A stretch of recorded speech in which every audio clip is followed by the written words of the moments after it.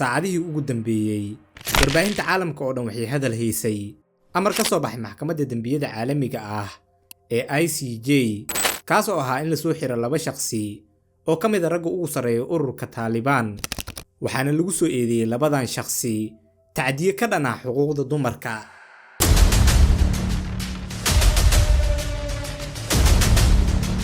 waxyaabaha ay isweydiinayaan bulshada caalamka oo dhan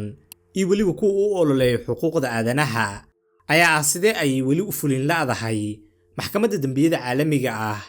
xukunkii ay ku soo rogtay Netanyahu iyo waliba 𝐢𝐫𝐤𝐢𝐲𝐚 kuwaas oo waliba 1000 jeer ka daran kuwa ay Taliban ku sameeyaan haweenkooda miyuusan ahayn arrinkani la wajiileen iyo waliba xeerarka maxkamadda kaliya inay qabtaan kuwa taagta daran jilbooyintuna ay yihiin kuwa wax xukuma haddaba saaxiibayaal ku soo dhawaada muuqaalkeena maanta oo aan ku la fagurayna eedeynta loo soo jeediyay labadan hogaamiye iyo waliba dambiyada ay qasabka tahay in lagu soo oogo fircoonka qarnigan ee Netanyahu mudane iyo marwo inta aan gudagelin barnaamijkeena maanta waxaan ka codsanayaa inaad nagu soo biirto oo aad subscribe saarto channelkeena fadlan ha ilaawin inaad la garayso muuqaalkan lana wadaag saaxiibadaada mahadsanidin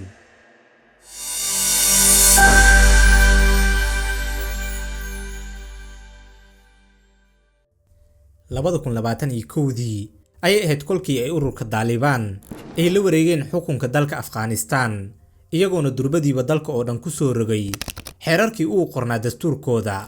kuwaas oo ay ka mid yihiin in haweenku aynan goobo fog u safri karin muxrim la'aan inay qasab tahay inay haweenku xijaabtaan mar waliba haddaba labadaasi qodob waa 2 qodob oo diini ah waxaa intaas dheer oo ay sameeyeen Taliban in kumanaan haween ay ka mamnuuceen shaqooyinka dawladda taas cagsigeedana ay ku dhawaaqeen in haweenkaasi laga eriyay shaqada lacag la siinayo waliba iyaga oo gurigooda iska joogo sidoo kale Taliban ayaa soo saartay amar ah in haweenku ay dugsiga hoose iyo waliba jaamacadda oo kaliya dhigan karaan iyagoona u diiday inay dhigtaan dugsiga sare waxaana lagu qiyaasaa haweenka loo diiday inay hayaankooda waxbarasho sii wataan tan iyo 2021 850,000 oo gabdhood haddaba kolkii la weydiiyay madaxda sare ee Taliban sababta ay waxbarashadu ugu diideen haweenka ayay ku jawaabeen inay rabaan inay sameeyaan hanaan waxbarasho oo haweenka u gaar ah iyo waliba iskuulo maamulaha ilaa iyo macallimiintu ay wadiyihiin haweeno taasina ay waqti qaadanayso iyagoona waliba sii cadeeyay in xanibaadda waxbarasho iyo waliba midda shaqo ee haweenka lagu soo rogay ay tahay mid ku meel gaar ah oo kaliya oo ay haweenku xaq u leeyihiin waliba ay diinteenu u banaysay in laga xaqabtiro baahiyaha waxbarasho iyo waliba midda dhaqaale shalay waxaa amar ka soo baxay maxkamadda dambiyada caalamiga ee ICJ lagu sheegay in la soo xiro 2 hogaamiye ee ugu sareeya xukuumadda Taliban oo kala ah 𝐻𝐻𝐻𝐻 iyo waliba Cabdixakiim Xaqaani My office submits that there are reasonable grounds to believe that the supreme leader of the Taliban, Hibatullah Akhundzada,